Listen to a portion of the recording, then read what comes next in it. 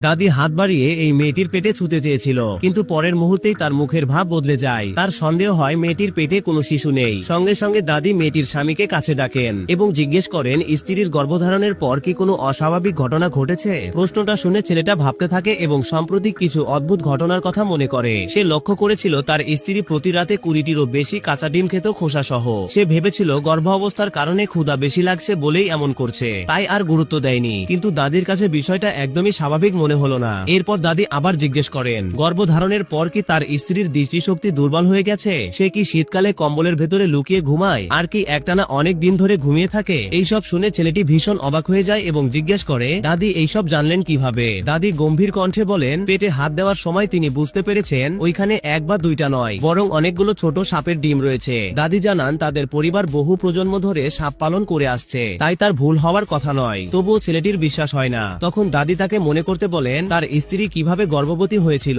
সঙ্গে সঙ্গে ছেলেটির মনে পড়ে যায় সেই দিনের কথা, যেদিন প্রথমবার স্ত্রী গর্ভাবস্থার প্রতিক্রিয়া দেখা দিয়েছিল। সেদিন সে প্রতিদিনের মতো কাজ সেরে বাড়ি ফিরছিল, কিন্তু ঘরে ঢুকতেই সে দেখে তার স্ত্রীর শরীরের উপরে একটি বিশাল সাপ পেঁচিয়ে আছে। ভয়ে সে চমকে ওঠে, স্ত্রীও ভয় পেয়ে যায়। ঠিক তখনই তার স্ত্রীর বমি বমি ভাব শুরু হয়, গর্ভাবস্থার লক্ষণ। ছেলেটি ভেবেছিল স্ত্রী অসুস্থ, তাই সে সঙ্গে সঙ্গে তাকে ডাক্তারের কাছে নিয়ে যায়। ডাক্তার পরীক্ষা করার পর জানান তার স্ত্রী গর্ভবতী। ছেলেটি খুব খুশি হয় এবং স্ত্রীকে নিয়ে বাড়ি ফেরে, কিন্তু কিছুক্ষণ পরেই ডাক্তার আল্ট্রাসাউন্ড রিপোর্ট দেখান, আর তখনই তার মুখ ভয়ে ফ্যাকাশে হয়ে যায়। পেটে কোনো শিশু নেই, বরং সেখানে ছিল একগুচ্ছ সাপের ডিম। দাদি ছেলেটিকে সতর্ক করে বলেন যত তাড়াতাড়ি সম্ভব স্ত্রীর পেটের ভেতর থেকে সাপের ডিমগুলো নষ্ট করতে হবে, না হলে জন্মের পরই সেই সাপগুলো দানব হয়ে উঠবে এবং তার স্ত্রীকে ক্ষতি করবে, এমনকি ছেলেটির জীবনও বিপদের মুখে পড়বে। ছেলেটি ভয়ে কাঁপতে থাকে। ঠিক তখনই স্ত্রী এসে জিজ্ঞেস করে কি নিয়ে কথা হচ্ছে। ছেলেটি সব কথা না বলে স্ত্রীকে নিয়ে বাড়ি ফিরে যায়, কিন্তু বাড়ি পৌঁছেও তার ভয় কাটে না। সে আবার দাদির কাছে যায়। দাদি তাকে একটি ঔষধ দেন এবং বলেন সন্তানের জন্মের আগেই এই ঔষধ স্ত্রীকে খাওয়াতে হবে,